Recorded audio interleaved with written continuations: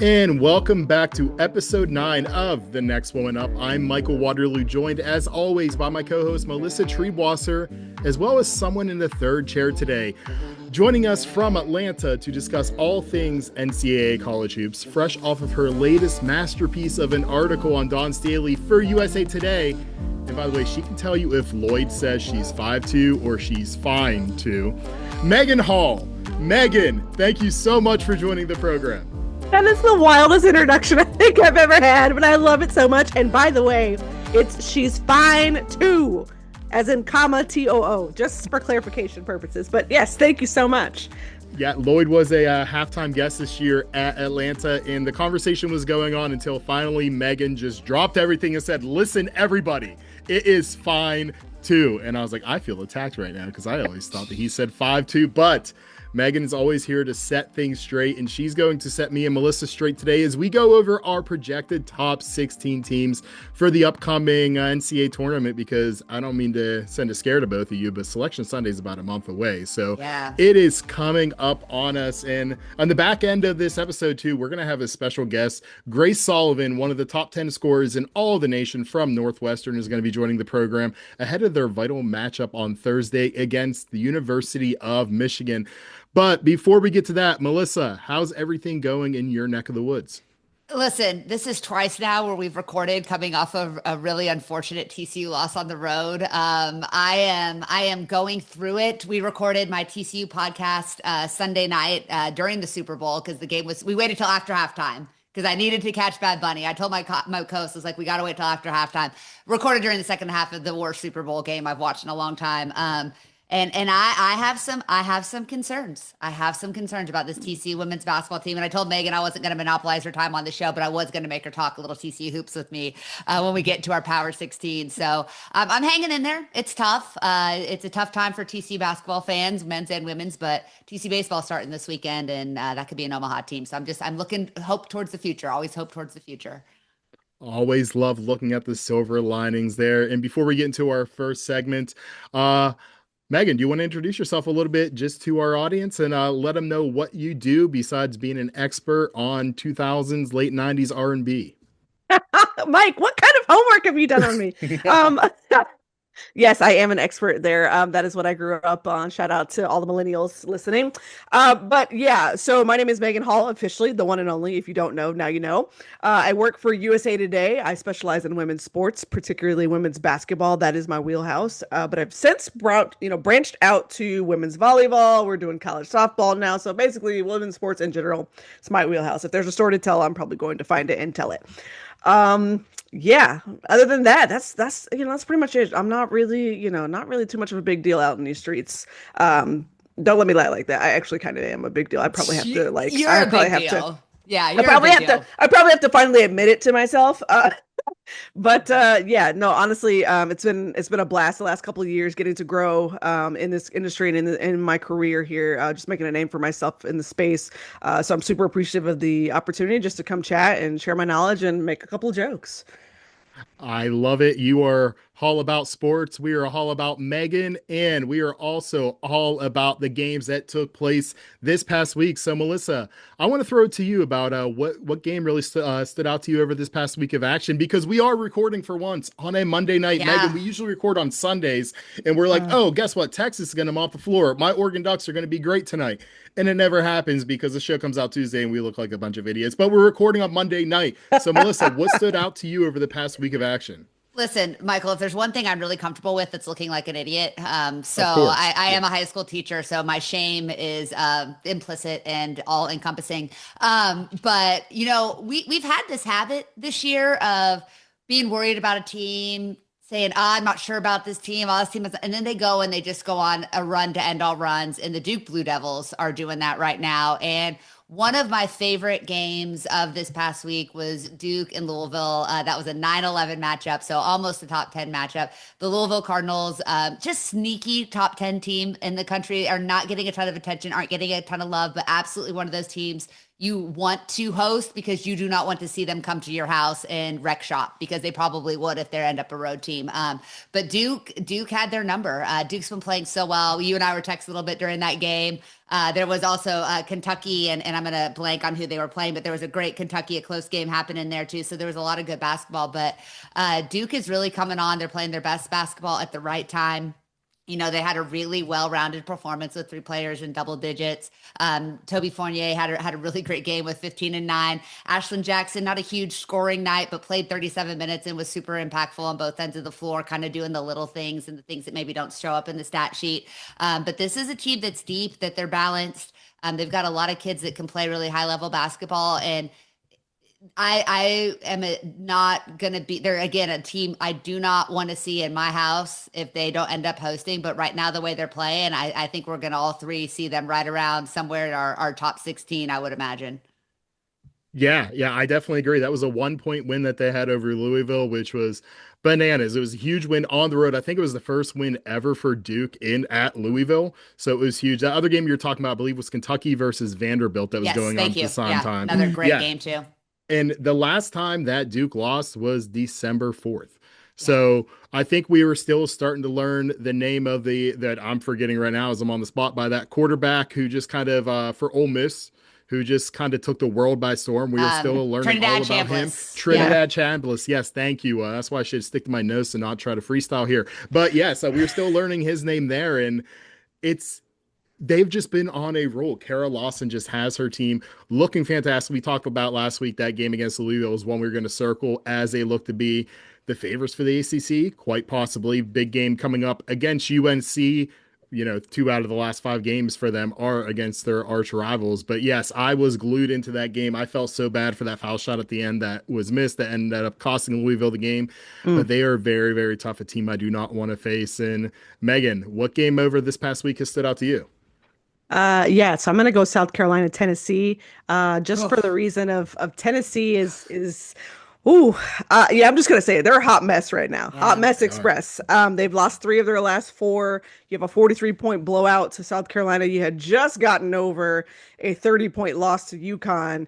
And I think for them, the issue has been turnovers. I noticed something today when I was looking up just a couple stats on them, and they are averaging somewhere around 18 turnovers in these ranked losses where they've lost by, 15 or more points. Like, that's a lot of turnovers to be having. And they only shot 28% from the field against South Carolina, and they had 10 assists, y'all. 10 for the entire game. So that means the ball is not moving and you're taking low quality shots there. And so that's a problem. And then after the game, when Kim Caldwell was asked about her team, she just basically said, hey, we had a lot of quitting us today. And I think that's alarm bells for me. She was just talking about not even a couple of weeks ago, how they were late to warmups. And like, to me, that's a team that is not bought in. You've lost the locker room. Like, she may not say that publicly, but that's alarm bells to me. And it's particularly concerning because we are now getting into the thick of the season leading up to tournament play. You guys know as much as I do, SEC tournament play is just absolutely brutal and gut-wrenching, and you got to bring the best. They know that as well. They managed to get through it last year, snagged themselves a spot in the Sweet 16, which was great, but they also had some of these same issues last year as well, but it's a different roster. So I'm a little concerned about Kim Caldwell. I do wonder if the experiment is not working the way that Tennessee had hoped, particularly because she's coming from a different division, of course, different sort of expectations and level of play. You're also at Tennessee, Kim. So the expectations, unfortunately, coming in the Pat Summitt lineage behind her are really, really high. So yeah, I'm concerned about Tennessee. I'm not panic levels yet, but I'm definitely concerned. Well, and Megan, having you on and getting the national perspective, I think is so nice because I can ask you a follow-up question about this. Tennessee being a blue blood program, one of the all-time greats, that's their biggest loss in their history, which anytime you're making negative history as a coach of a Lady Volunteers, that's not the side of the record books you want to be on. The hockey line change thing is awesome when it's working. But the minute that it stops, all of the questions about, can she play at this level? Has she lost the locker room? Are the players bought into this system start really rearing their heads? Yeah. Do you think that Kim Caldwell is on the hot seat at this point? Or do you think they're going to come back like they would in football, be like change coordinators and be like, I don't want to see this 5 in, 5 out thing anymore? I don't necessarily know hot seat, but I would say that because I think they just gave her an extension, right? Like they just gave her a raise not that long ago. So it would be really shocking to see them just be like, oh, you're out of here. What gets concerning to me is like, I mean, heaven forbid, let's say that Tennessee doesn't make the NCAA tournament. Like, let's say this completely goes off the rails. You might feel seat might get a little warm there, right? Or even if you do make the tournament, but you get bounced out and it's an ugly bounce, like you're out in the first round ugly. That is where I think the questions could start to come up. But I would say this, the issues I see with Kim Caldwell are two things. It's one, it's the hockey style subs. It's 5 on, 5 off at all times. And I get it. You want your team to have that endurance. You want them to keep going. But yeah, it just absolutely kills their momentum. In 18 turnovers, a lot Right. of that Is is the is this not the consistency, right? And then the other thing for me is this press sort of style defense they play, this press man is great when it's working. But when it's not working, you can tell, and the team unravels very quickly. Like that UConn game, UConn was like, whoa, what is this? Hold on, like this is a lot. And then UConn was like, oh shoot, we're faster than them. Like, hold on, right?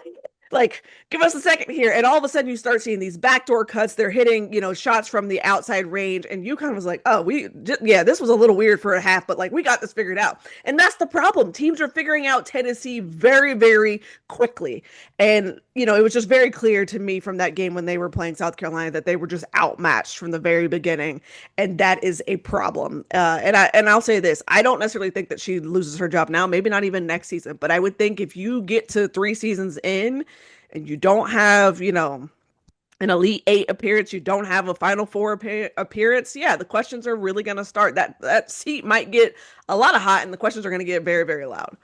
Yeah, it's going to be fascinating if they don't, like, if they make her, if they say, because this is Tennessee, I think they'll continue to spend on women's basketball no matter what. Yeah.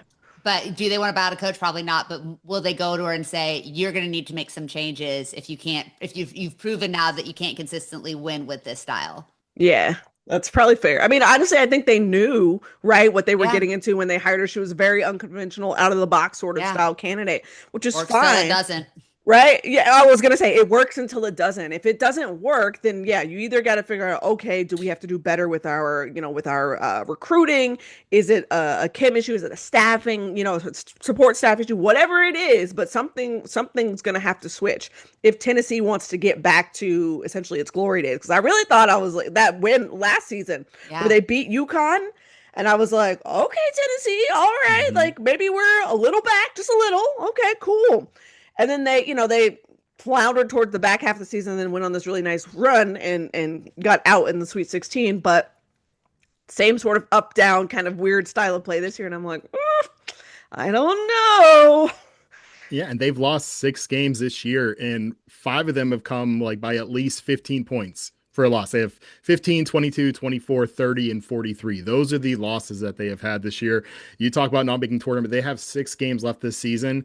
They have Texas, Oklahoma, LSU, Vanderbilt still to go. Those are 4 top 12 teams. And you bet their ass they're looking forward to that game against Texas A&M because they need to get a win where they can get one right now. That one's coming up here in just a couple of weeks. But yeah, I mean, I wrote a newsletter about it. I don't really see her offense as being a gimmick, but people will point to that. You look at Chip Kelly, the University of Oregon, whenever you see that system, you look at the Wildcat offense that you've seen. It works until it doesn't, until people see are able to stop it, and then you'll have people starting to call for heads to roll a little bit. I think she's safe for now. It's her second year. She's still getting her actual recruiting class in there, so she will be okay. But yeah, I'm very concerned about Tennessee as well. One team I am not concerned about though is the University of Texas, and that is the game that I want to focus on for my game of the week, and that was Texas versus LSU. And again, Texas is playing tonight, so I really hope I don't look stupid by the time this is published here in about 9 hours.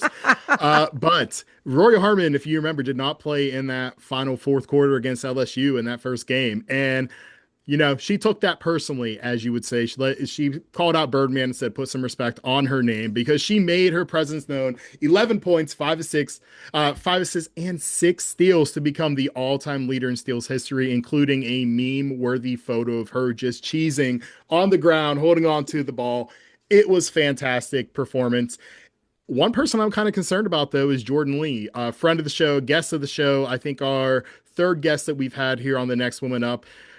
But they kind of balance that because they have super freshman Aaliyah Crump, who was just hooping. She played the third most minutes out of anybody on the entire team, shooting 70% from the field, including 2 of 2 from downtown. The full court press, as always, was giving LSU fits. That is what Texas does on defense. And they limited the impact of Grace Knox, Kate Koval, and Malaysia Fulwiley as well. You see Malaysia. The one part that really stood out to me that kind of told the story of the game was when Lay came down. There were about 13 seconds left on the shot clock. She was in the corner and just chucked up a 3. And my word, I thought the entire LSU bench was going to run out and just grab her and pull her off the court. They were furious about the decision. She ended up getting benched right after that, came back out later. But that was just the fits that Texas was giving LSU as they were trying to do whatever they could to find a bucket, but Kim Mulkey was not happy about that. Texas continues to be one of the true title contenders. I think we're going to be talking about them here in just a couple of minutes. Spoiler alert.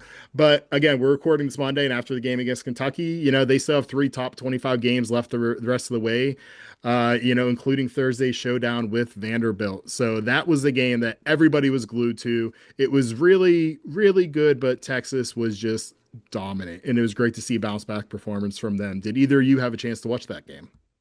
Yep. Yeah. Great insights, Megan. Thank you so much. I know. I try so much. This is why we had the big deals on, guys, for that kind of insight and analysis. So I'll start to I'll start with the LSU game. That game to me was very, very, very, very. I think my mic just went out. There it goes. Okay, we're good now.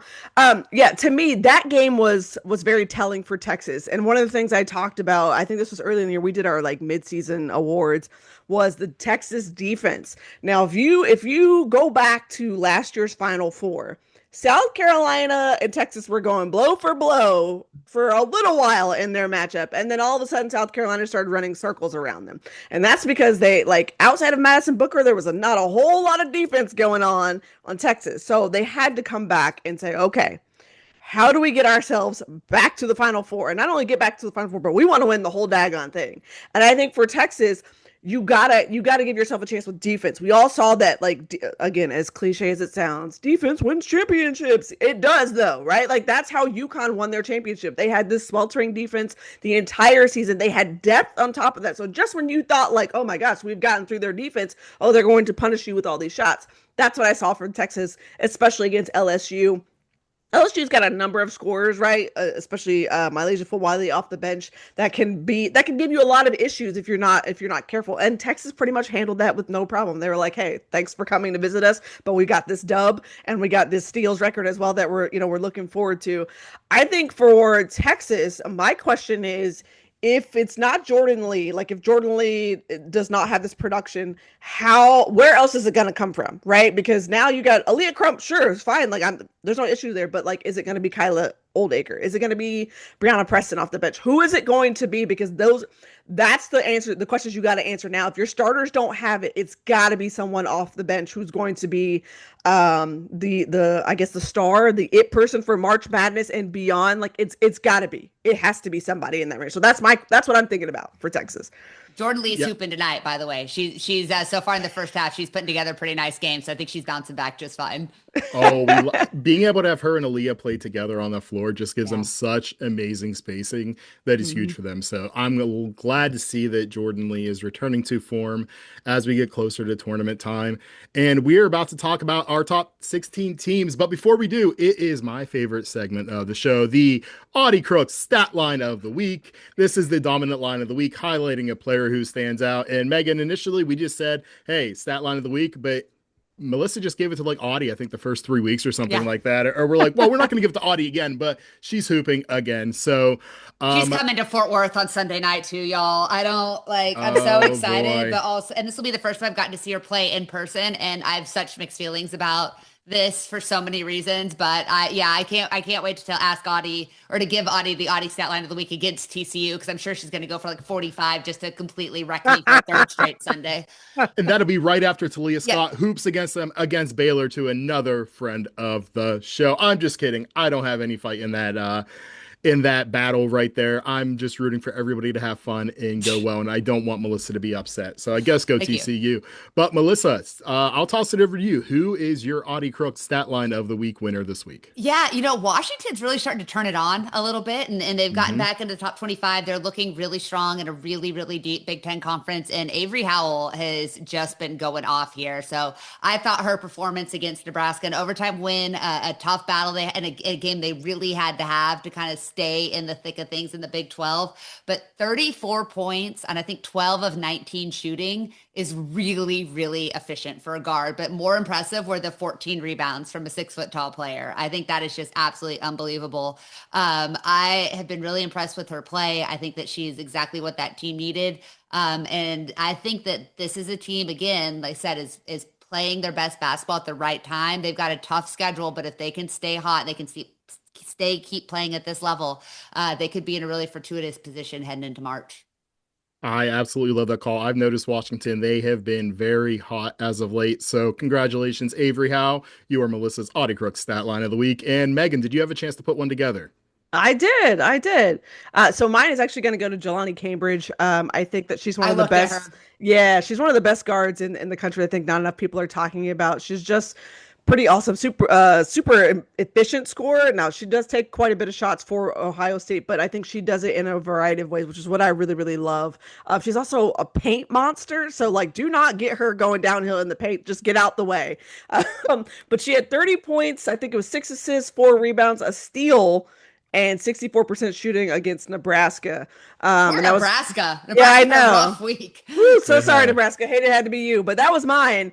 And then I think she followed it right up with almost another 30-point outing. She had 26 points against Washington, like later in the week. Like just a scorer by any means necessary. And so I think if you're looking at like one of those guards, across the country, they're like, hey, this is a top 10 guard. Yeah, Jelani Cambridge has got to be in that conversation. I love that call as well. I was hoping that my Oregon Ducks would knock off Ohio State, but they didn't. They lost by 16 points. I don't want to talk about, but what I want to do is talk about my Audie Crook stat line of the week, and it is Asia Hinton out of NC Central. And you're saying, wait, what? Yeah, and guess what? It was against the Division III team, William Peace. Usually I just throw this out the window, but no, not today. Michael, why this game? And I hear you, but the stat line stood out so much. Do you want to know why? 36 points in 27 minutes. Not bad. 40% from the field. Cool. That 40%, 12 of 30. All 3-point shots. It's insane. 12 of 30, all from downtown. No twos, no free throws, just trays. It was amazing. Marina Mabry had to love that performance. In her freshman year, going back at UMES, I don't even know what school that is. She attempted 28 threes all season long as a rotational player, and she shot 30 this game. To go back even more, going back to 2009, 2010, this is a stat I would give Carl Smesko, and Megan Hall knows this is true.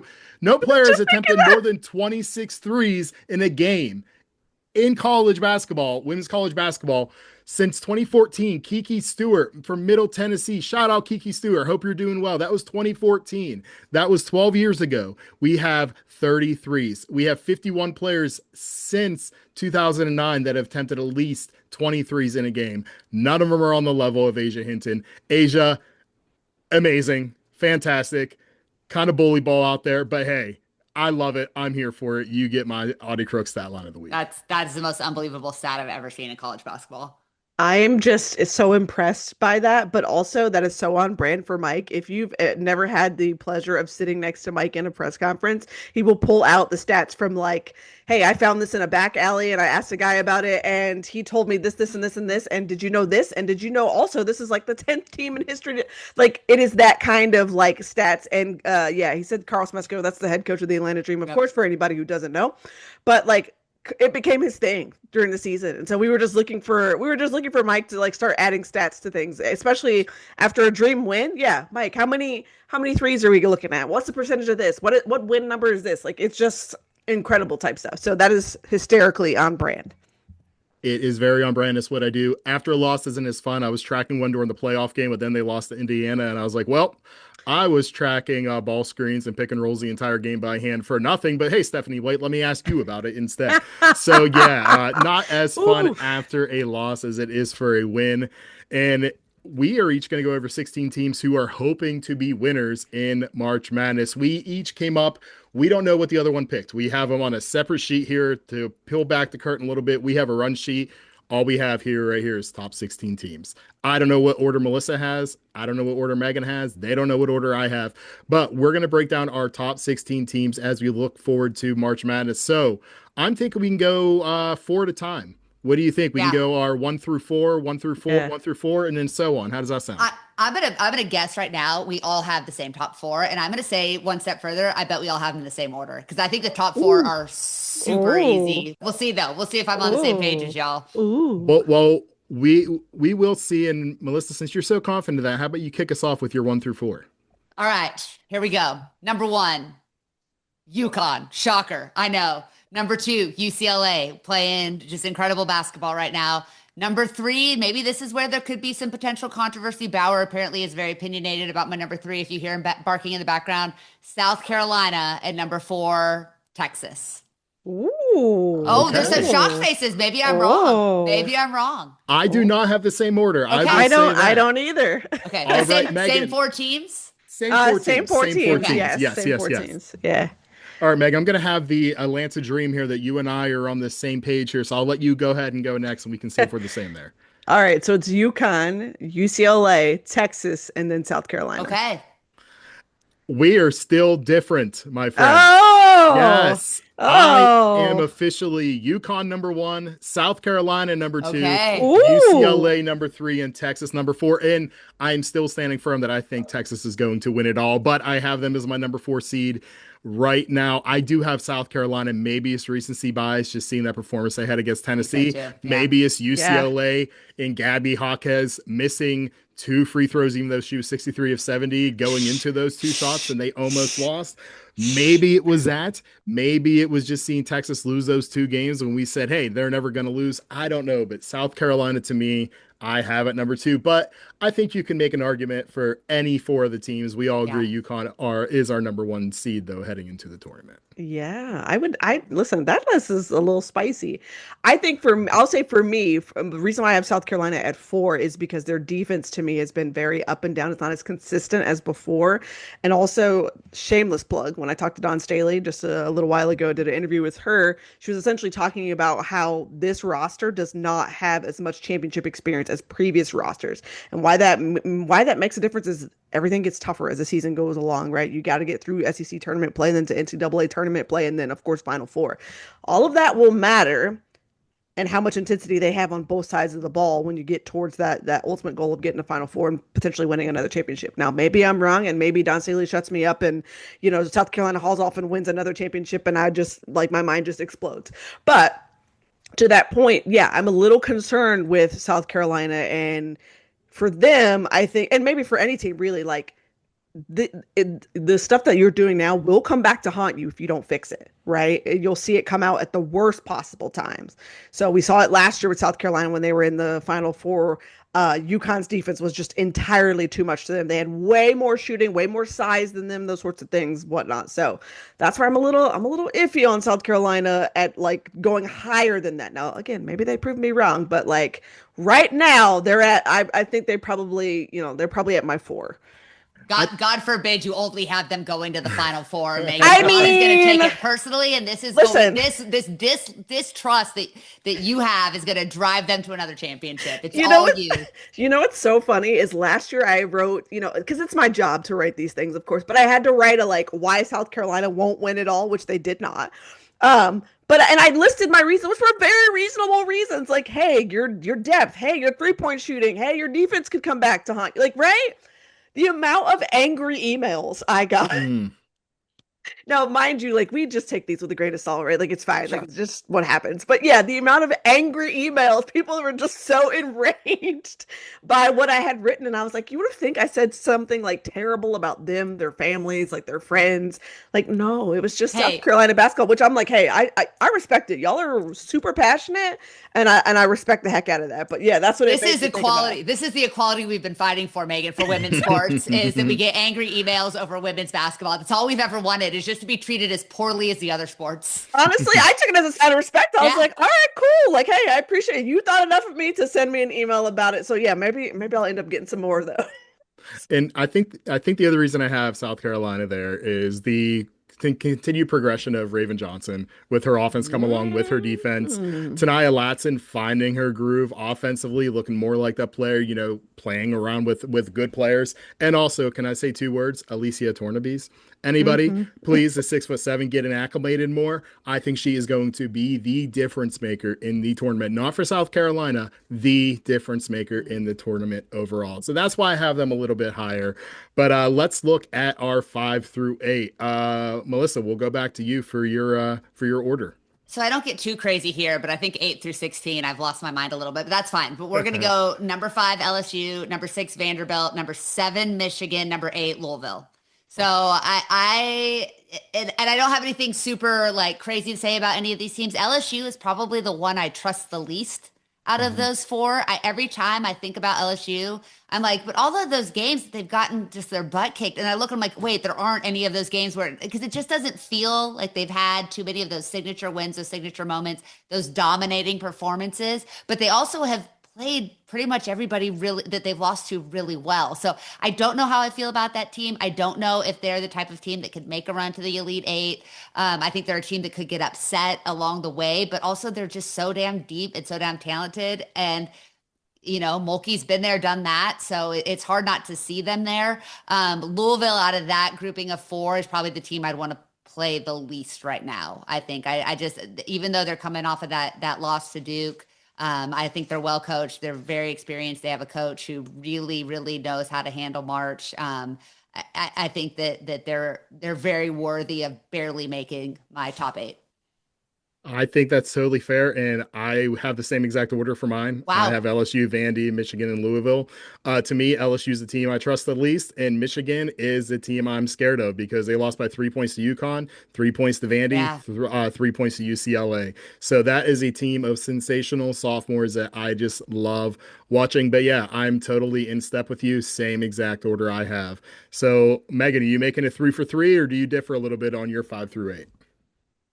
Wait for it. 3 for 3 here. Yes, Let's we are 3 for go. 3. Yeah, wow. I've got LSU, Vandy, Michigan, Louisville. I think that order is probably, that's pretty firm for me.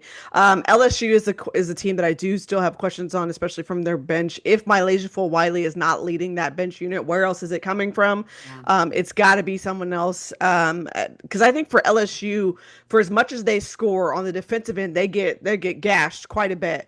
And this is not me picking on Mylasia Fulwiley, but it's just a perfect example of them. Like LSU was going down, score, they get back on the other end, and Roy Harmon like breaks Mylasia Fulwiley's like ankles, and it just drains a shot, right? Like that is the epitome of what I'm talking about when it comes to LSU. They will go back and forth with teams and scoring, and then get gashed on the defensive end. I feel like sometimes they take several gambles defensively, and you cannot do that against some of these better teams down the stretch. So that's probably my biggest concern. I'm fine with Vanderbilt. Michigan is a team I do not want to see. I do not want to see Silas Swartz. I do not want to see Olivia Olsen. Like I don't want to see anybody from Michigan's trio if I'm an opposing team. And Louisville is someone who, yes, I also do not want to see Louisville. So yeah, I would not be surprised if Louisville down the stretch, like, yeah, if they get to like a 6 seed, like I could see it happening. Maybe even a 5. Absolutely. We'll see. Yeah, absolutely. And I know we were all in step there, but I have a feeling things are going to get shaken up here as we look through 9 through 16, starting with 9 through 12. Melissa, what does yours look like? All right. This is where I start to do some projecting. Okay. The second half of my this is not necessarily the teams I think are the number 9 through 16 teams in the country. These are the ones that I expect to be 9 through 16 come Selection Sunday. Okay. So I'm definitely doing some projecting, some in positive ways, some in negative ways because TCU has hurt me. But okay, I have Duke number 9. Fast riser. They're playing well. I don't think that's going to be a big, crazy one. I'm probably a bigger believer in Oklahoma than most, and I have them as my number 10 team in the country. Again, that SEC meat grinder could completely undo them, but Man, and again, I think it's recency bias from just watching Aaliyah Chavez just destroy an overtime by herself, and so maybe I'm on with them. But that's a kid who does not look like a freshman and is could go absolutely off in March. No one would be surprised. Michigan State, I have 11. I don't feel great about that. I think that they're starting to tail off just a little bit. I think that Michigan loss took a lot out of them, and they may have a little bit of a skid, but I still think they're a really talented team that is going to be a host here come the end. And then this is where I start to do some projecting and get a little probably different because I think they need to be ahead of TCU. And I don't want to say where I have TCU. I have Ohio State at 12. And again, that's great guard play, deep team. They can shoot it from outside. I think that they play good defense. So I don't know if they're 12 today. I very much think they could be 12 come Selection Sunday. Nothing wild there at all. I think those are all very good calls. Maybe because I have 2 of the 4 in my 9 through 12. But Megan, before I reveal mine, what does yours look like for that range? Oh boy, it gets a little interesting here. I love this. Yeah, so my 9 through 16 is also like not in any sort of order because I don't, that got really tricky for me, but I've got Oklahoma, Duke, Baylor, Ohio State, Michigan State, Iowa. I have TCU barely sliding in there at 15. And that was a little bit of a projection for me. I was like, all right, TCU, like you're going to be on the fringe, and then Kentucky at 16. This got really hard for me because you'd have Ole Miss, who would not be a top 16 team. And then the other one for me to keep an eye on is Maryland. Now maybe somebody surprises me down the back half of the season, this home stretch. I don't know, but Ole Miss is such a conundrum to me. Like they one moment they look dominant and they're upsetting Oklahoma, and the other moment they're losing to Georgia, and I have no idea what is even happening. No, that's no disrespect to Georgia. Sorry, Georgia, you do have players, but it's just the inconsistency that really bothers me, and I think it also did not help that Coach Yo was like, "Oh, this AP poll is a joke with this, schedule," and then they went out and lost. That's not exactly great, right? Like it. Again, the up and down with Ole Miss is very, very concerning to me. And in my opinion, they go as Cody McMahon goes. And so if Cody's not having a fantastic game, the rest of the team just kind of follows suit. And so I am concerned that they may not make that top 16. And then for Maryland, they've just been dealing with quite a bit there. So we'll see if they can get themselves into the top 16. I like it. And kind of spoiled it there, but you said you had TCU 15th, correct? I did. I knew Melissa was going to ask me about TCU, and they were. Yeah, I mean, can we just derail just for a second? Because again, I have you here as an audience, and I have some concerns, and I want to put it out there publicly that Mark Campbell, if you want to hire me just to be your bench coach, just to be your late game manager, to be your timeout woman, to be your late game play designer, like I don't have a ton of coaching skills, but I've been coaching for 30 years, and those are things I'm good at. I just want to put it out there. I'm available for you. I watch every TCU game. I go to about 75% of the games in person. I know these players. I've been covering them religiously for several years. I am very concerned about this team's ability to be a host seed and whether or not they can go. They've got to go on the road to Waco on Thursday. They have to have Iowa State at home. They still have West Virginia coming to town. They'll have Baylor coming to town. And then their 2 road games are at Houston, which Houston's bad, but at Cincinnati, which is not a guarantee win by any stretch of the imagination. And there's a real scenario where they're 4th going into the Big 12 tournament. And that absolutely puts them out of the top 16, even if they win the Big 12 tournament. Ooh, you said it. I would say this, also shameless plug. So I talked to Donovan Hunter earlier this year as well. Donna is a friend of the show and my favorite, unabashedly my favorite player on that team. I love her. Yeah, so Donna is really cool. So I know her PR person, Melissa. We've done some stories with her, Melissa, before. So when she reached out to me, was like, "Hey, would you like to speak to Donna?" I was like, "Yeah, absolutely. I kind of wanted to get an inside look at TCU from Donna's eyes."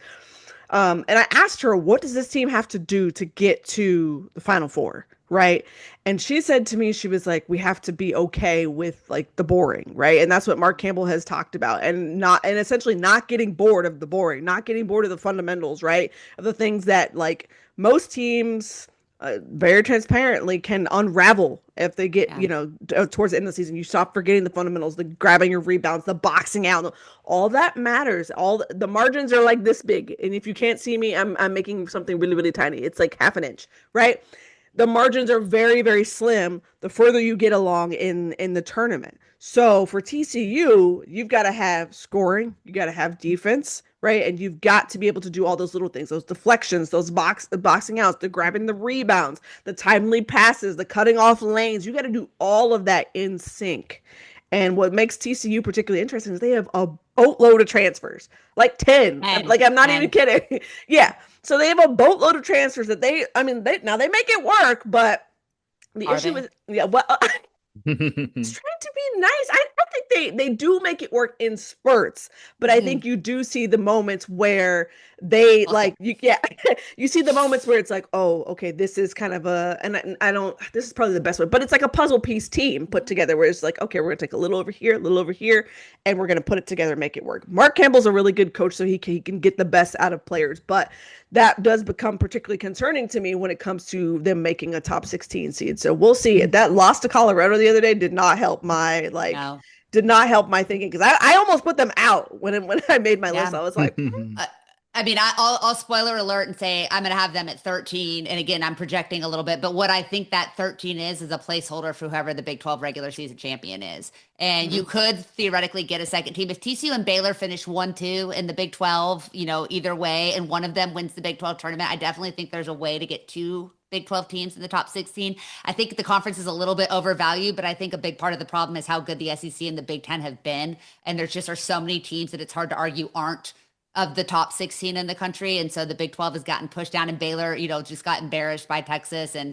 But they're playing really good basketball right now. And I think they're being a little bit underappreciated nationally. But yeah, I mean, I think everything that you said is really on point when it comes to TCU's, perceived issues. They're still a really good basketball team. They're an incredibly talented team. But when you talk about being okay with the boring, I think what this team has been lacking, and what Jamie, my co-host from my TCU podcast, and I talked about last night, is like, they don't have an a-hole.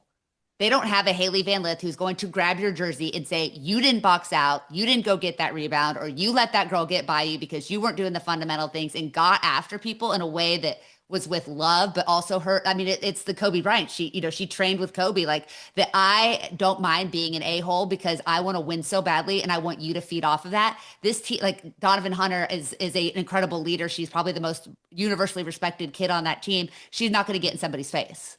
That's not her, right? And Olivia Miles, she's not that's not her personality. I think the one person that might be able to do it is Marta, but she's coming out of a slump herself, and she's just starting to get back into form. And so they need that player that, like, I hate to make it so simplistic, but like, man, Haley was a dog, man. Like, who's this team's dog? And I think when you get into March and you get to be, like you said, the margins are so small, who's going to be that person that says we have to be perfect on every single possession? And I don't think they've identified that leader yet. Yeah, no. I would agree in saying that it could be Marta. That's what Donovan told me in terms of like, in terms of competitive fire. Like, Marta is the person on the team who wants to win the most, whether it's in practice or in games. She is the exact same, both ways. And so maybe it is that person. I mean, she had that game-winning shot too, by the way. West Virginia. Against West Virginia, that like saved them. And I mean, they trust Marta in that situation to knock that down. But like, and she was like 0 for 7 going into that shot from 3, or 0 for 6 going into that shot from 3, and she nailed it. If it works, it works. Yeah. Yeah, we've seen that happen before. Camila Cardoso made that shot against Tennessee a couple of years ago. Hadn't shot a 3 in her entire career. Shoots 1 and bank shots it for a win to keep an undefeated season alive. Like, hey, if you got to be a dog, you got to be a dog. But somebody's got to do it. Thank you, Michael, for allowing me to have TCU 5 minutes with Meghan, one-on-one conversation. I really needed that, and I needed to hear the outsider national perspective. And I don't know if I feel better or for worse, but at least I feel a little bit like vindicated in how I've been feeling. So thank you for that. Thank you for the honor. Well, thank you also for letting me like blow by through my 9 through 16. So all good. I was like, 9 through 12. All right, Meghan just went with it there. My bad, y'all. That was great. Hey, since you already kind of spoiled yours, Melissa, do you want to go ahead and go your 13 through 16, and I'll just go 9 through 16, then we'll follow Meghan's lead here. Perfect. I love it. So 13, I have TCU. Again, I'm projecting. I asked me again after Thursday's game in Waco, who I have 13, because the winner of that game is going to be the one that takes that spot, at least temporarily. Guys, it's going to be, I'm not cut out for the next 3 weeks of being a TCU alum and a TCU fan and also trying to be a non-biased reporter. It's going to kill me. I am high on Kentucky right now. I shouldn't be. I really think that they are a team that has the pieces. If they can just kind of take that next step, I think they have a chance to. I have them at 14. I thought your conversation about Ole Miss was great, Megan. I feel the same way, but I do have them sneaking in at 15 right now. But like I said, that could change week to week for sure. And then my 16, you mentioned Maryland. I really vacillated between Maryland and the team that I ended up picking. I do not trust Maryland whatsoever right now. I might trust them a week from now. But I just, like you said, they've been dealing with so much. There's so much around that program. It's going to take a lot for them to really lock in for this stretch run. And I just don't know if they have the mental and emotional fortitude to do so. We'll see. I hope that they do. I hope they make a run. But right now, I'm going to give it to one of the hottest teams in the country, and that's North Carolina. 7 straight wins. I think they've looked really good. I like their pieces. Again, this might just be biased because we have a future guest of the show on that team who might be the most enjoyable player interview I've ever done. So not to spoil that one, but tune in a couple weeks here for that. But I think that obviously North Carolina and Duke are matching up this week. So we'll know a lot about that team. But right now, I'm projecting, I think UNC is going to be in the mix. I like it a lot, and we like to reward people here. So yeah, that guest is going to be Nyla Harris here in 2 weeks, fresh off of becoming a member of the 1,000-Point Club. Shout out Nyla Harris, fantastic person. And you also mentioned Kentucky. I'd be remiss if I did not mention next week's guest, Clara Strack. Does it all there for them. She was a blast to talk to. We love chatting with her. Make sure you tune in here, and in just another 5-10 minutes, you're going to hear this week's guest, Grace Sullivan from Northwestern, chat with me and Melissa. But Megan, real quick, any of those stand out to you? Or I mean, I know when we look at those 12 through 20, it can be kind of like, hey, dealer's choice. Like, are you projecting? What do you see here? So anything really stand out there? UNC, that would be very interesting to see them get into the top 16. And it makes me wonder who are they kicking out? Like that's what I'm curious about. Who are they kicking out? No, I think that's more than fair, and I'll go ahead and run through my 9 through 16 very quickly here. I'm going to go, I think I agree with Melissa. Number 9, I have Duke. They're the team I do not want to face. I almost pushed Duke ahead of Louisville. That's how bought in I am on Kara Lawson's turnaround with that program. Love seeing that. And right after that, I have Ohio State. Jelani Cambridge, amazing. Love watching her. Number 11, I have Baylor. I'm kind of projecting there. I am all in on Baylor. I think it runs through Waco this year. Shout out to Leah Scott, another friend of the program. Love watching her. Love watching them play. Co-host. I take that as a personal attack, Michael. I do have TCU in my top 16. I promise we're getting there. But before we do, I go to Iowa, number 12. I think I'm the only one of us three who has Iowa in there. I'm not a big believer in Stan accounts, but if I had one, I would be a Chit Chat Right Stan account because she is just one of my favorite players. Shout out ATL, shout out Chit Chat. Love watching her play. And as we move on to 13 through 16, we have Michigan State, number 13, who every week Melissa and I say, hey, we need to spend more time talking about them. And here we go, another week where we don't really talk about them. Sorry, Grace, Van Sloten, we love you guys up there. 14, I have Oklahoma. Like you, Melissa, I know you have them as what would be a 3 seed right now, but I'm very, very impressed with them too. Aaliyah Chavez, Aaliyah Crump. It is the year of freshman Aaliyah's. Number 15, I'm with Megan there. I have TCU number 15. Still my top 16. Really like them. This week is going to tell us a lot with Baylor and Audie Crook's stat line of the week. And number 16, I do have Kentucky as well. And I think that's in lockstep there with with Megan, who had them as her 16th team also. So there you have it. Come back next week and those all may change. But before we move on to a quick rapid fire session with Megan Hall, do any of my 9 through 16 stand out as being just absolutely bananas? Nah, I'm pretty on board with it. I don't have anything that I was like, oh. So I was the one that I left out that I said I'm 100% going to regret leaving them out when push comes to shove, but I don't believe they're there today, but I also said I was projecting. So basically I'm a hypocrite. No, with Iowa, it's got to, I was going to say with Iowa, you got to figure out who's stepping up outside of Chit Chat, right? Is it going to be Hannah Stolke? Like, are they going to play inside out? Like who's going to be that person? Yeah, it could have just been a bias pick. Like I'm looking like, okay, maybe I should have put Oklahoma over them, but because we talked about their tough game that they were going to have against Minnesota, and sure enough, they end up losing that game as we mentioned that last week. But damn it, I'm keeping them at 12 for right now, and we'll see how it looks. So Megan, we're going to get you out of here soon, but before we do, we end every single guest appearance with our rapid fire session. So we're going to put you on the hot seat if you are okay with that. Yeah, let's do it. All All right. right. Do you I'm want to gonna kick go. it off? Yeah, I'm gonna kick it off. Megan, if not covering the women's basketball, all of women's sports, what would your dream job be? Jeez. Uh, that's a good question. Um, it's very rare that I'm stumped. Um, We love it. Honestly, I would probably say like if I had nothing but time and like money to dedicate to, honestly, I'd probably be a personal trainer. So not a lot of people know, but I was in competitive bodybuilding before I had my children, No and way. yeah, I'll show you some pictures. But before I had my children and got married and stuff like that, life comes at you fast. But I still go to the gym now. Just I don't train for shows or things like that, but I absolutely love training. I absolutely love being in the gym, and I love helping other people do that too. So yeah. All right, listen, if you end up in Fort Worth for the Sweet 16 or Sacramento and TCU ends up in Sacramento, you and I are hitting up the gym together. I'm gonna have you put me through. We're gonna make some content Hey, out of it. It's gonna be awesome. I'm all here for it.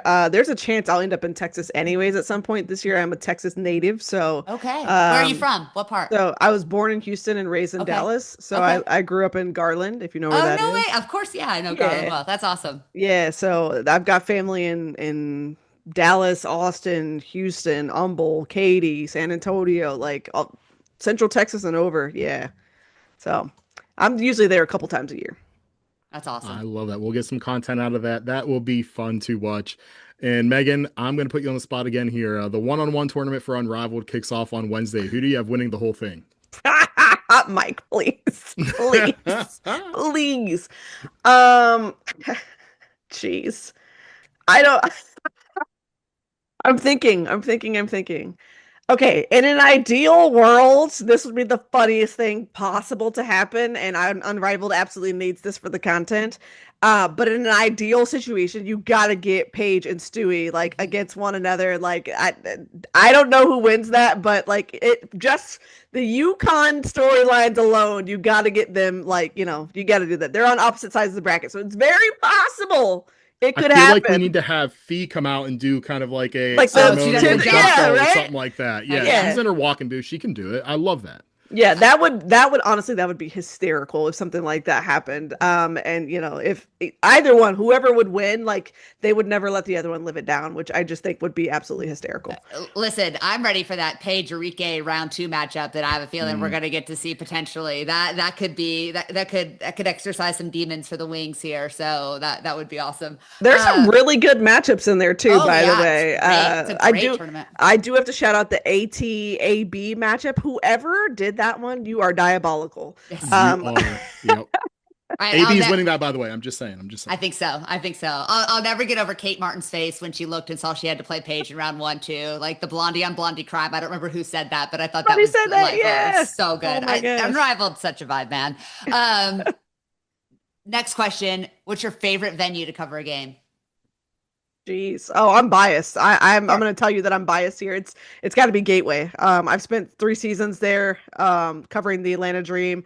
It's not because it's the biggest arena. I think most people know that, but it's simply for the vibe. We like it's very homey there. The Atlanta Dream do a fantastic job of making their fans feel warm and welcome.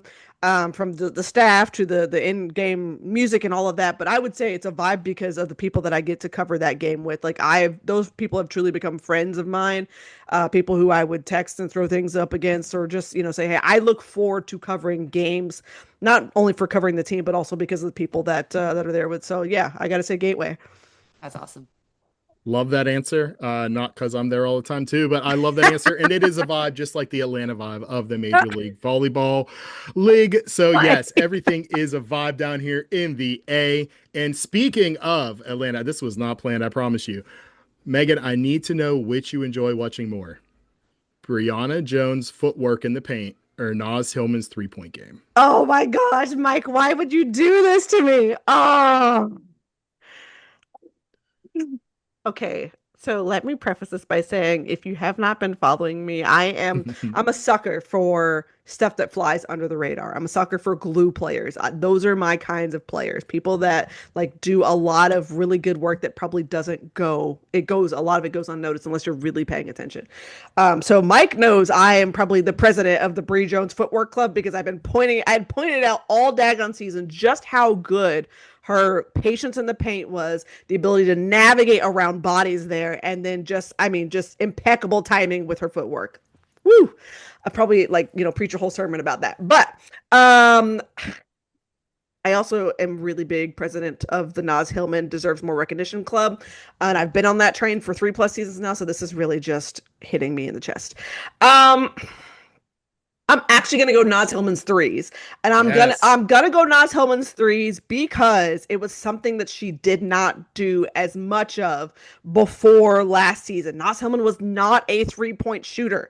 She would get the ball and she would immediately pass it away. Like if she was wide open, nope, it's not going.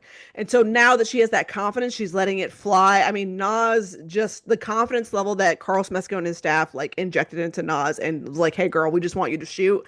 I mean, chef's kiss, like just fantastic stuff. And yeah, it just added a whole new level to her game, which probably helped her win, six player of the year. So hey, I'll take that. Love that answer. One player or team that has pleasantly surprised you this college season. Oh, jeez. That's a good one. Player, yeah, I'll go Gabriela Jaquez. I'm not necessarily surprised, but she reminds me a lot of Sonia Citron, and that again, love glue players, right? Gabby does a lot that does not end up on the stat sheet, and she's often out there diving for balls, getting deflections, hitting those timely shots. Of course, like she's a under the radar sort of player for UCLA, and I absolutely love watching her play. And I think she's probably going to be a sneaky first round pick that people are going to be like, hey, we should have drafted her higher. Yeah. So that's the player. The team, that's a good one. I will say Duke though, because so for Duke, like they had all these expectations at the beginning of the season. They were playing okay, and then they just went down they were down in the valley. Like it was bad. And now they've come back up, and now people are like, okay, well maybe Kara Lawson can coach. Maybe Duke is gonna be a tournament team. Like, we don't even know what's really going on, but we like it. It's provocative. Like I'll give you Duke. Yeah, I like that. I like that. It was going down basement, but then Kara Lawson pulled it right back up. So we love to see that. Next question for you here, Meghan. If Renee Montgomery came up to you and then Morgan Shaw Parker was alongside of her and they said, hey, Meghan, we've had a lot of killer halftime shows here, a lot of killer guests. But who's the one person we haven't had here yet play at halftime that you would love to see play Gateway Center Arena? Oh my gosh. Okay, so I'm only saying this because I just saw them and I think it would be fantastic if they could just recreate it. But I'm gonna say Monica because she's Atlanta. Yes. And she's also been to a game, but she did not perform. And we will also not talk about how she was rooting for the Chicago Sky and not the Atlanta Dream, but that's neither here nor there. Sorry, Monica. We just, facts are facts. College Park's own. But I'm gonna say Monica, and I'm actually gonna say Brandy as well. I saw them. It's my karaoke song, man. Yeah, Joy Is Mine is my karaoke song. Oh man, so I saw them in concert when they were here in Atlanta in October, and first of all, it came at such a perfectly time in my life. Very transparently, my father had just passed away a couple weeks later, and I didn't even know if I was gonna go because I was just distraught over a lot. But my friend was like, Meg, you should go, like, it'll make you feel better, let's go, right? And y'all, when I tell you I got my entire millennial life, like I have been a fan of Brandy for 30 years plus easily. And so I screamed like a little girl when she came out. Like top of my lungs in at Burton, screamed like, oh my gosh, because I was witnessing it. So yeah, I would love first of all, they were a fantastic concert, but I would love for them to come to Atlanta and do a dream game. Like that would be phenomenal. Well, I would love that. Yeah, I didn't know if Tori Kelly was up on your list or not, but I know you're a Tori Kelly fan. But I love the Atlanta connection with Monica, so that makes total sense. I adore Tori Kelly. Same. Adore her. And she also could be on that list too. Listen, don't get me started about Tori Kelly. And it would be perfect for her because she does smaller venues anyway. She doesn't do massive ones. And whew, that woman could sing the alphabet and I'd listen. So Yep. Well, let's stay in the ATL.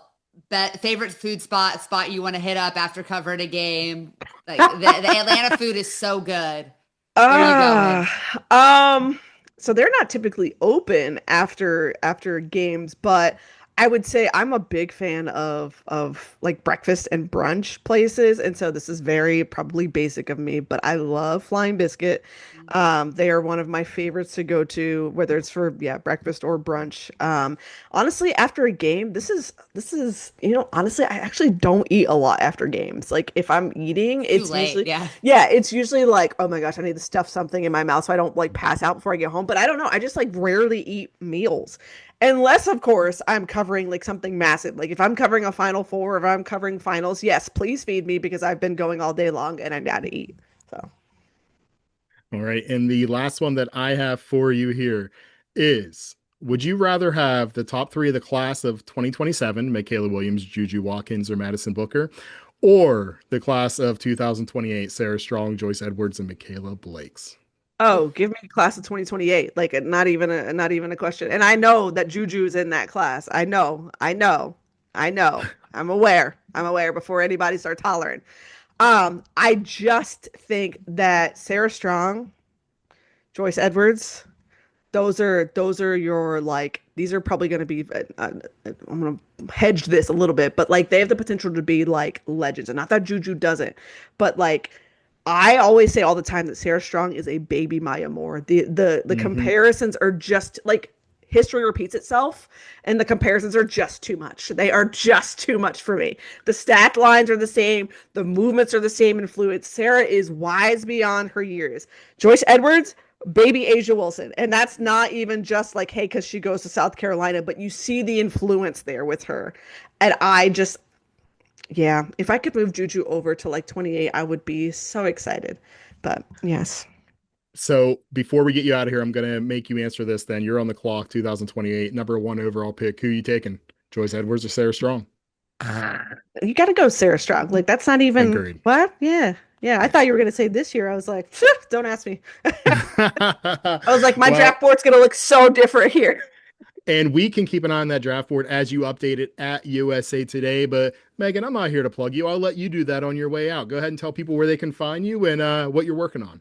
Yeah, so I'm actually in two places right now because I'm doing a lot more work for the USA Today main site. But if you go to usatoday.com, you can search my name, Megan with an H, because I'm a little fancy, L Hall, and you'll find my stuff there. I'm also at For the Win, which is it's underneath the USA Today umbrella.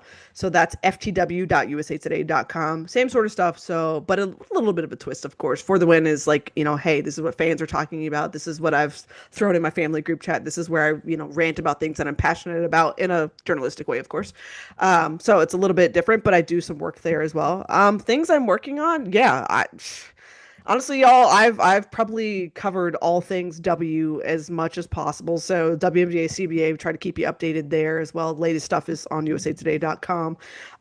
College basketball, yeah, we're throwing out stuff left and right. We just started college softball, which college softball is a new venture for me, but I'm learning, and as I learn, I teach you as well. So that's really what I love to do. So if you anything that you read of mine is usually like either you learn something or I've educated you on something maybe you didn't know, or just hey, that was really funny and I really enjoyed it because that was human. That's kind of my style. So you'll probably see more stories like that from me. Volleyball is something that I got into at the back half of last year. So I went to college volleyball Final Four, and I've been doing volleyball content since then. So I don't want to like spoil it, but I've got some more content coming here in the next couple of weeks that you will like from current volleyball players. So I'm really excited to continue growing and hopefully get to travel some more this year as well and get to go to some more events like I did last year because that was a blast to be able to do. Well, Megan, you do great work, and I do definitely learn something every time I read your work. I'm going to put you on the spot because we are under the Winsidr umbrella, and we do a lot of work, obviously, covering the WNBA, and you mentioned the CBA. One word answer. Okay. Does the WNBA season start on time in 2026? No. Okay. Mic drop there. We'll leave that one. I now want to follow it up, but this is a college basketball podcast, and we've had you on for an hour at this point. So sorry to get. We still have an interview to go. So I think we have a follow up a little bit close, maybe at the conclusion of the college basketball season, and we talk a little WNBA, CBA because they may still be in negotiations by that point. Maybe I'll come back though. I'm happy to come back and talk. Awesome. We may have to do a combined 26, 27 draft class just to see what that would look like. But one player who is rising up the rankings in the 2026 WNBA draft class is none other than Grace Sullivan. She is one of the top scorers in the country at Northwestern, has never met a mid-range shot she hasn't liked, just like Meghan Hall has never met a R&B song from the 90s to 2000s she has not loved. So we're going to say goodbye to Meghan and hello to Grace, and we'll catch you on the other side. And joining the next woman up is a senior forward who has never met a mid-range jumper that she hasn't liked. A graduate of Carmel Catholic High School in Illinois, one of the leading scorers in the Big Ten, Grace Sullivan. Grace, thanks so much for joining the program. Thank you so much for having me. Super excited. Yeah, we're very excited to have you, and Northwestern fans have been excited to watch your play on the court over the last 2 years, and what a leap you've taken this year just across the board. So the question for you, Grace, did you and Coach McEwen discuss heading into the season that you would be option A this season with the departures of Kaylee, Mel, and Taylor from last year's team? Yeah, we did actually. So in my end of the year meeting last season, he kind of let me know like right then and there that, the leading scorers, like the other leading scorers are graduating. So you are going to be stepping into a much bigger role offensively and just overall with the team dynamic next year. So he let me know super early so I could prepare for that role in the summer and in the preseason.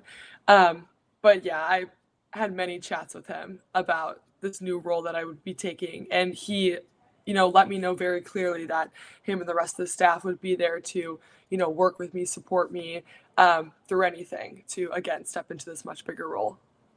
Grace, I've been super impressed. Last year, it was your first year at Northwestern, and you played great in the preseason and then saw your role kind of shift a little bit once conference play began. This year, you've really come with a vengeance in Big 12 play, and we've seen your numbers really tick up against the top competition that y'all have played. Do those conference games and those rivalry matchups bring out the best in you? I think so. I mean, I want to say, like, you want to play every single game the same, right, with the same mindset, but it is a different stage, when you're playing against these Big Ten teams, these Power 5 teams. So you kind of want to play up to the moment. So I think, like, I get, like, a little bit more intense, I don't know, the more competitive side comes out of me. So, yeah, I would say so. But I would love to say that I go into every game with the same mindset for sure. When we really saw that competitive side come out in you against Ohio State earlier this year, you knew this question was coming. 37 points against Ohio State, 17 made field goals. That's the most in 40 years for a Wildcat player. That was the game that had people saying we really need to pay attention to Grace Sullivan. Have you noticed since that game that teams are starting to scheme against you differently whenever you're playing against them? For sure, yeah. Even last night we played U of I, and I think they switched up how they were guarding ball screens four times. So I do see teams like making adjustments like in game, and a lot of adjustments to try to guard my mid-range, the rolls to the basket, stuff like that. But definitely there was a shift after Ohio State. I think that that was definitely put on a lot of team scouts, which is a good thing because it makes us harder to guard. So, but yeah. Well, when you have a game like that and as teams are trying to switch up how they defend you, it gets pretty obvious how deep your offensive bag is. And we've talked a little bit about that mid-range. You also lead the country, and I have to give Michael credit for finding the stat, but lead the country in attempted deep two-pointers, which is a wild stat. But you also can put the ball on the floor and finish in traffic. Is there an aspect of the growth of your offensive game that you're most proud of this year?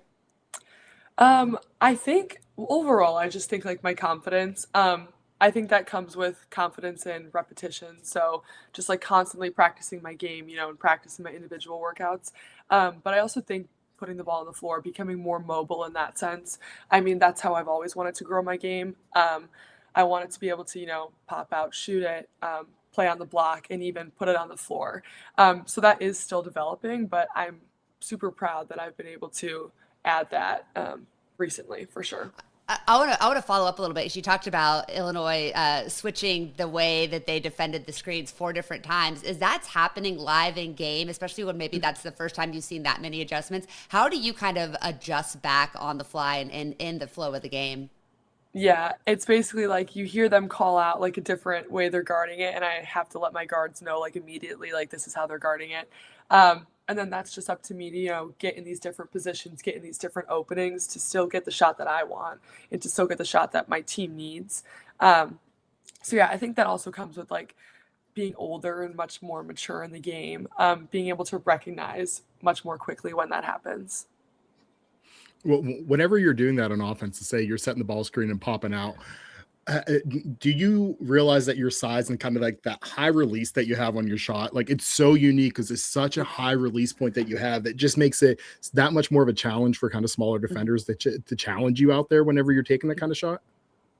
Yeah, and my coaches and I laugh about that all the time because even when I get these double teams sent to me, a lot of the time it's too small. It's a post and like a smaller guard, so I can still shoot over, the big and the small guard. So it is definitely an advantage to have such a high release point. And I think that's why I do love the mid range so much, and I love those jump shots. It's because I'm shooting over hands. It's like there can be a hand in my face, and my release point's so high that I can still get it up, which is so funny because it just looks even more funny. Like, when you rewatch the tapes, just me shooting over these smaller guards' heads. But yeah, I love it. It's awesome.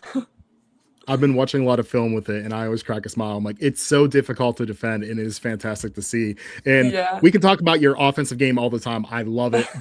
But you're also a very high-level paint protector as well, averaging nearly a block a game to go with 1.5 steals and nearly 7 rebounds. Can you talk about the pride that you take on that end of the floor as well?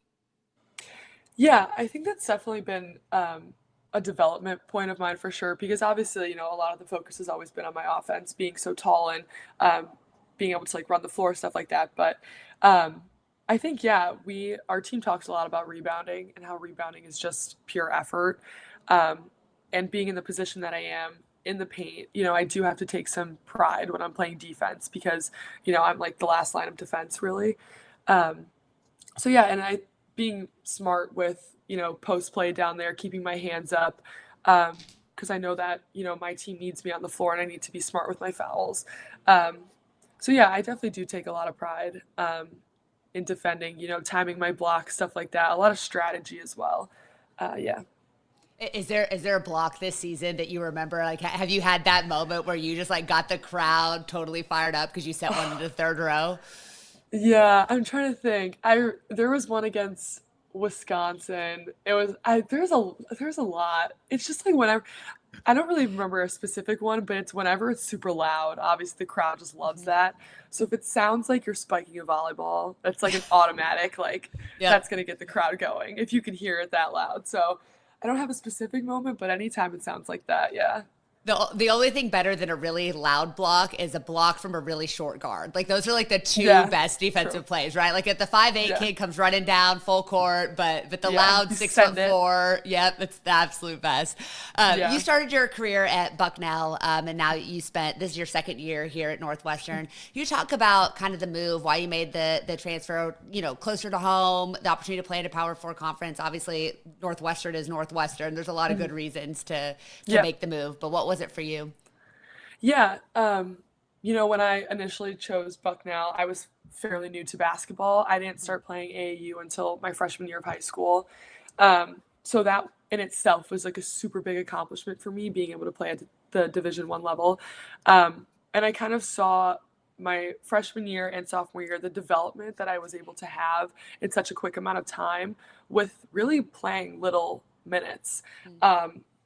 And I always thought to myself, like this is amazing and I love my friends here. I love my teammates. I love the school, but I think I think I can do something more. Like I think I can go bigger. I can continue to develop. I've always been told my ceiling is super high and I want to reach that or come close to that.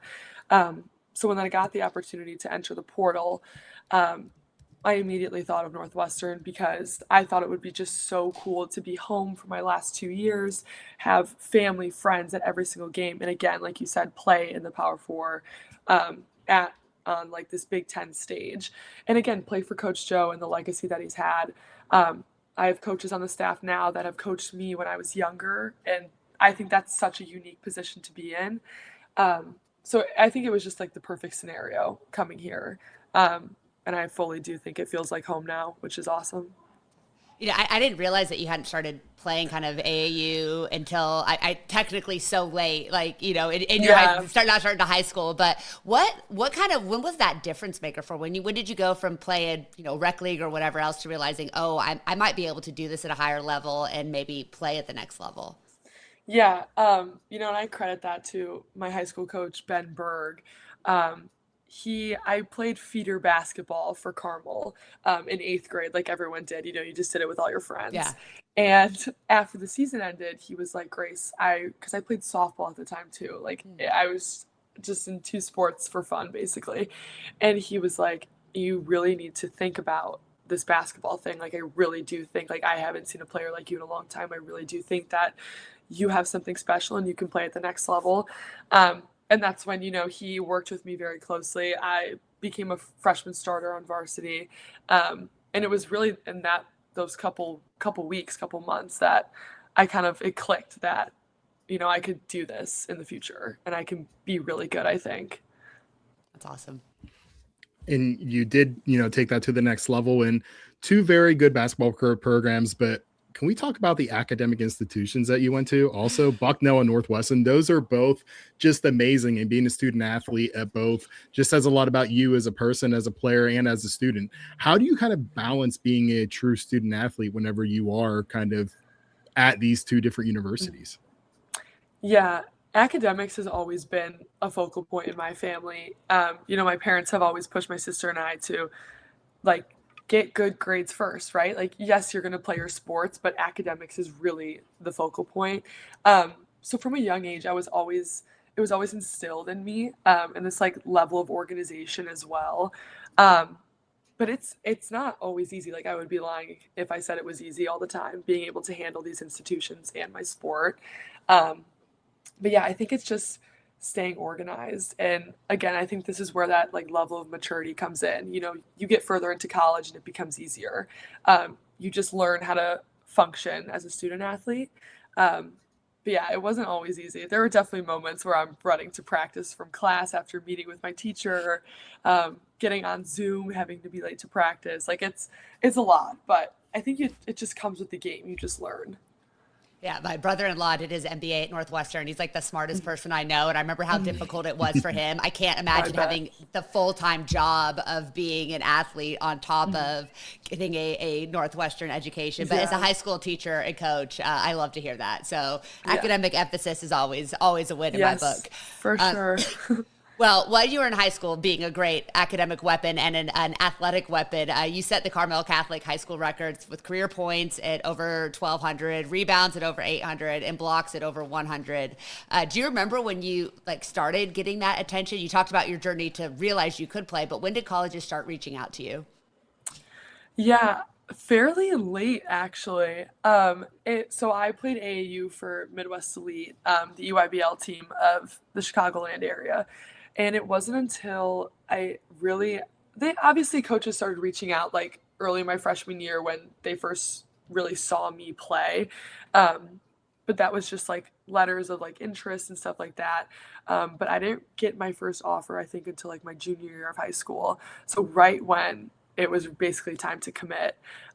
So all these steps were kind of like pushed back for me, like a little delayed. But I think that kind of made the process more exciting, you know, all these calls and offers coming at once rather than over like this prolonged period of time. But yeah, so it was a little delayed, but it worked out. Do you remember who that first offer letter came from? I think it was Eastern Illinois. Okay. It was after my final season with Midwest Elite. It was my last tournament. Last tournament might have been like Peach Jam or something in Atlanta. That was my first one though. So that's always like, first one is you're always like, oh my gosh. And then they just come. So, but yeah, that was my first one. Nice. Yeah. Peach Jam down here in Atlanta, that's where I'm based out of. And I know Uh-huh. people down here are taking notice of you, and people around the country are taking notice of you. Like I said, too, given your play, given your score, and given your all around contributions, you're becoming one of the biggest risers for the class of 2026. How are you handling that added attention both on and off the court that this season has brought you? Yeah, I think it's super cool. I just because I never really thought I would be in this position. Because I just like, things happen for a reason. But I never thought that, I would be gaining this much popularity like on and off the court. So I just think it's super cool to see, when like little fans come up to me or when people make me sign the jerseys of mine that they purchased at my games. Like I never thought I would see my jersey in someone's hands at a game. Um, I just think it's awesome, and I'm super appreciative for everyone who's gotten me to this point. I can only be excited for it. It's cool. Well, other things you're going to be excited for as you kind of get to the I don't want to say the winding down part because conference play has just started, but it's just a couple of months, right? This is your senior year. This is your last year of collegiate basketball. Obviously, you guys are going to be competing for a postseason opportunity. You want to keep playing as deep as you can. But after that, I mean, you've talked about how all of this, I don't want to say it's been a surprise, but has just kind of come up on you unexpectedly. Do you want to play at the next level? Is your goal to play in the WNBA when your college career is over? It is, yeah. That's the end goal. That's the goal that I am reaching for. Like that's the ceiling I think that I want to reach. But yeah, that's the goal. That's what I'm working for every single day. And again, never thought I would say that until recently, but it has, it's an opportunity now, and I want to again set this high goal, and I want to reach it. So yeah, super excited for that. Did you come into this season like I mean you come into your senior year a lot of different ways, but has this been just kind of a like, oh wait a minute, no, I can do this, or going into senior year like I want to make this a goal to get the opportunity to create a path for myself post college? Yeah, before this season, I had some talks with like my trainer from home, and he was like, I really think that if you continue to put in this work like you've put it in the off season and produce in the way that I know you can produce, you like this is a goal that you need to set, like you can reach this. So I definitely came into the season with the idea of that, but now I'm kind of seeing it like come into the light, you know what I mean? Which is crazy. But yeah, I definitely came in thinking like this could be a possibility, and I think I'm gonna work towards this. Yeah. And whether it be with your trainer back home or kind of speaking to your coach or anybody as you kind of prepare for that journey, I can't help but look about how the game's being played at the next level with the 5-out offenses, the space the floor, kind of focus on the threes, the Carl Smith goes into Atlanta, kind of the above the line offense. Is that an area of the game that you're trying to work on next level? We mentioned, the nerdy stat I pulled out about attempting the most deep 2-pointers, but are you looking to try to like extend your range past the 3-point line as you get ready to show off for the next level? Yeah, for sure. And I work on that in my individual workouts all the time, 3-pointers. My coaches have full confidence in me that if I'm open out there to shoot it, my post coach, Tangela Smith, tells me, she's like, Grace, you work on this all the time. Just shoot it if you're open. But yeah, so I understand like I'm going to have to develop that part of my game for the next level. And I'm fully ready fully prepared. Yeah. Grace, you're majoring in sociology, and at some point basketball will end. Do you have a career goal in mind within that field? Yeah. So I'm a social major, and I'm also an environmental policy major. Okay. So I'm, yeah. Double majoring while playing Division At I Northwestern, basketball at like, Northwestern. come on. Playing Big Ten basketball. No big deal. Just Yeah.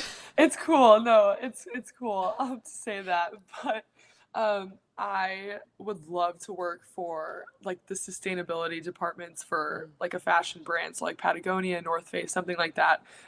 More business side, not really sciencey. But yeah, I want to work with people. I want to work for a company like that, a big company. I think that'd be super awesome. are you an outdoorsy person? Are you like to get out and get on hikes and go out into nature and all those things?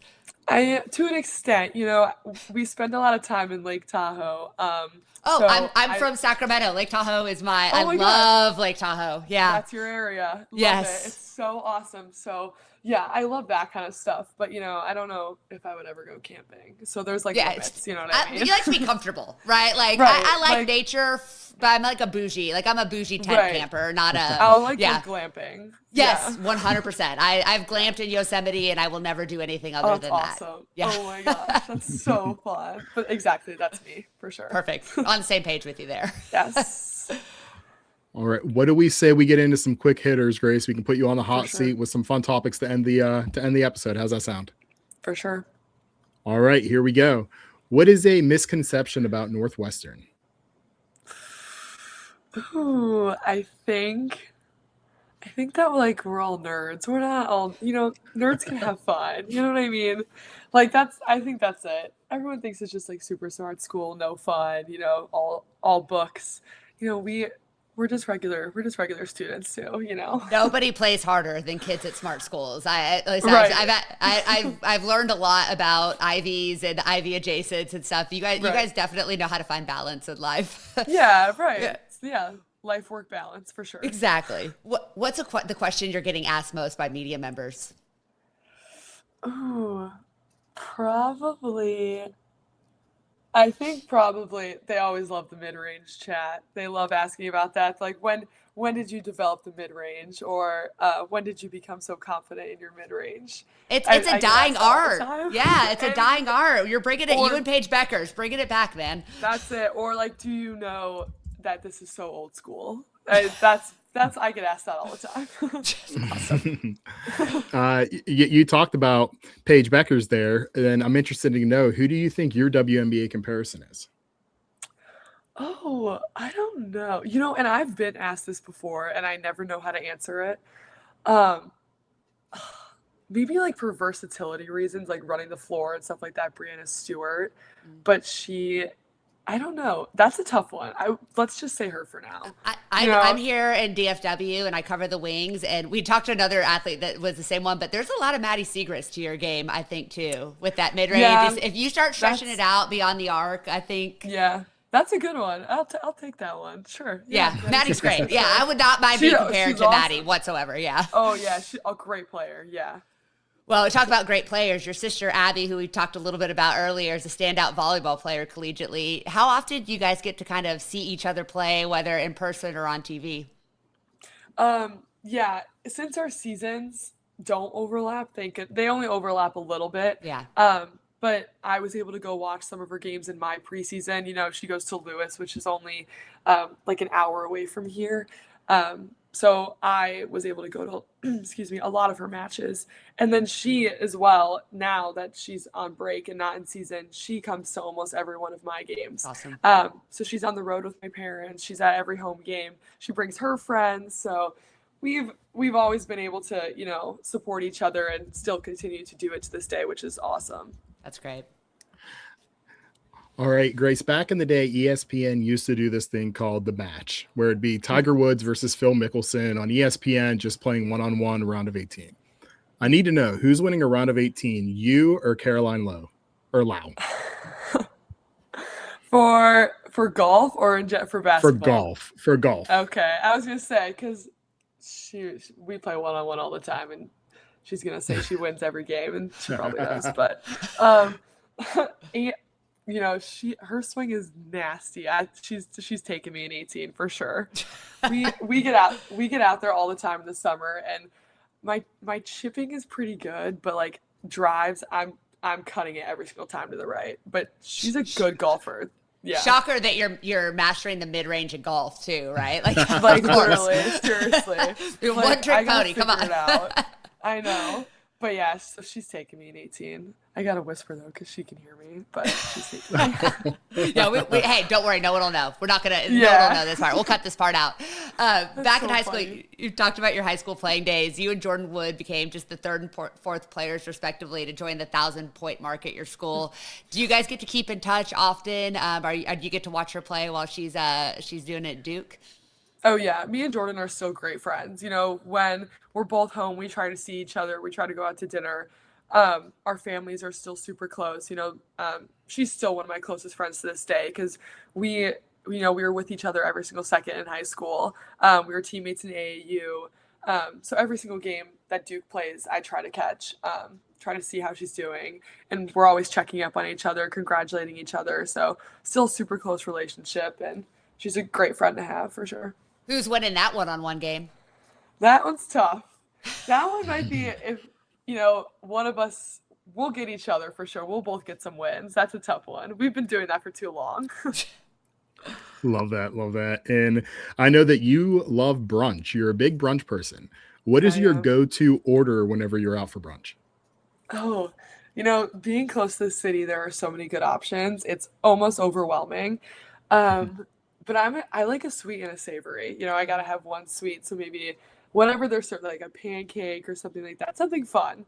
And then savory, always have to have eggs, maybe some like chicken sausage, stuff like that. But again, when you have all the access to the Chicago brunch spots, it's gonna be different every time. So it's the best it's food awesome. city. Such a good It's food city. amazing. It really is. Yeah. Which teammate would you give credit as being the funniest on the team? We actually did a team vote about this. That's we did hilarious. like team superlatives. Okay. But it would be Caroline for sure. Yeah, she's taken. She got the team vote. I would also say that for sure. She is. Again, she can't hear this. We're cutting it out. We're muting the whole thing. Yeah. Don't worry. Censored. It looks like we have our 2 clips to cut for social and to make sure we tag Caroline in that as well. That's so funny. Yeah, literally. That's so funny. You should. And Grace, we will leave you with this. We talk about the mid-range game that you have a lot, but what would you say is an underrated aspect of your game? That's a good one. I think that let's say like a right hook. I think that I do more than I think.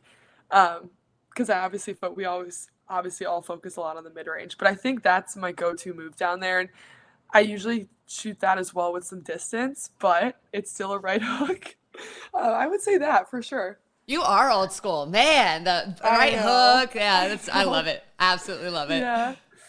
And I think it's safe to say you gave this interview the right hook too, because you knocked it out of the park. So Grace Sullivan, thank you so much for joining the Next Woman Up. We've enjoyed watching you play this year. We can't wait to watch you the rest of the season and can't wait to see what the future holds in store for you on and off the court.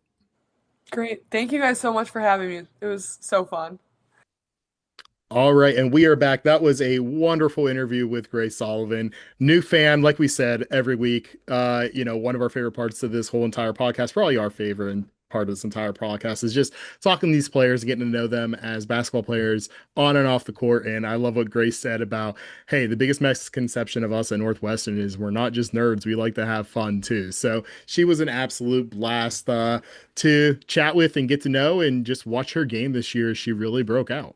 Yeah, she's been playing great, and I think she's one of those players that's going to be in the mix in the second round potentially. And if she keeps playing at the level she is, carrying that Northwestern team in a lot of ways, I think she definitely could have a professional career here stateside. There are going to be a lot of players that we get to watch this week that are going to be future pros because it is a banger of a schedule. Michael, let's talk about a couple of the games on tap before we get out of here. I'm going to start with 2 teams that came up a lot for us the first half of the show, Washington and Iowa. Iowa really cannot afford too many more losses if they want to be in that top 16. And like we said, Washington's coming on hot. I think that's going to be a really great game. Iowa gets Washington in their hood. So I think that, that's one that they've got to have to reestablish themselves. It really is. And another team that wants to be one of those top 16 teams is Michigan State. We always say we don't give them enough attention. They're going to get it this week. A lot of eyeballs on them as UCLA visits there. Can UCLA bounce back after almost choking that game away against Michigan? We shall see. That's one that I'm going to be keeping my eyes on. And I know the next one for you is one that you're going to be locked in on. Yeah, I will be in Waco on Thursday night watching TCU play. Frogs have really struggled on the road. They've lost to ranked teams. They've lost to unranked teams. The losses at Utah and Colorado are going to be 2 that could potentially keep them out of hosting when it comes to Selection Sunday. But if they can pull off a win at Baylor and get into the mix for first place in the Big 12 tournament and for regular season championship, that would be important. They won in Waco. TCU beat Waco twice last year. It's the first time they beat them at all in 30 years. So can they continue the dominance over the Bears, or are the Bears playing too good right now for TCU and they reestablish it? Like you said, the Big 12 runs through Waco. That's how I have it. For your sake, I hope that it doesn't go that way. One game I'm going to be looking forward to is Texas at Vanderbilt. I love watching games in Vanderbilt. I know it's a very weird arena Awesome. with the benches underneath. I Awesome. love unique stuff. It's like the Boise blue Smurf Yep. turf of college basketball. I love it. After Texas beat Kentucky here on Monday night, they're going to look to kind of keep that going at Vanderbilt, who took on Oklahoma, but we don't know the outcome of the game when we're recording here. We will know the outcome of that game later on this week. And Melissa, one more game really stands out for you. Do you want to kind of send us home? Yeah, like I said, we've got LSU right now in my top 5, but they're going to need to at least hold serve here against South Carolina. I think all three of us expressed some concerns about LSU long-term and how deep they can play into March, but they could certainly make a statement when they host the Gamecocks here later this week. So that's going to be a really important game. And South Carolina, as they continue to make an argument to get right up in that, number 2 overall seed mix, which they certainly have an opportunity to do. That game could go a long way in determining, where both of these teams fall when it comes to their March Madness seeding. And one of those teams, if not both, will face Kentucky going into the SEC tournament. And next week, we have a great guest. Claire Strack out of Kentucky joins the program. Wonderful player, wonderful conversation. We're really looking forward to having you all hear it, as well as we come back next week for episode 10 of The Next Woman Up. It was a long one today. We appreciate you hanging out with us. Thanks again to Meghan Hall of USA Today, as well as Grace Sullivan from Northwestern. For Michael, she's Melissa, and go Horned Frogs this week, because we want a good outcome for next week's recording.